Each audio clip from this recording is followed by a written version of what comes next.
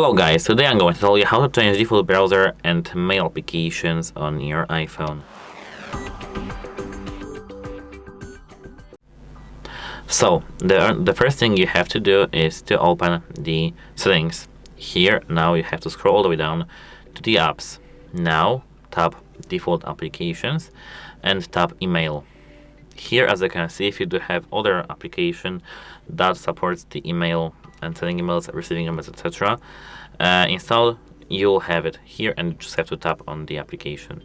Here, same as with the browser application. If you scroll down till you see browser application, you can tap it, and default browser application Safari. If you have default browser in different browser installed, just tap it here and done. Goodbye.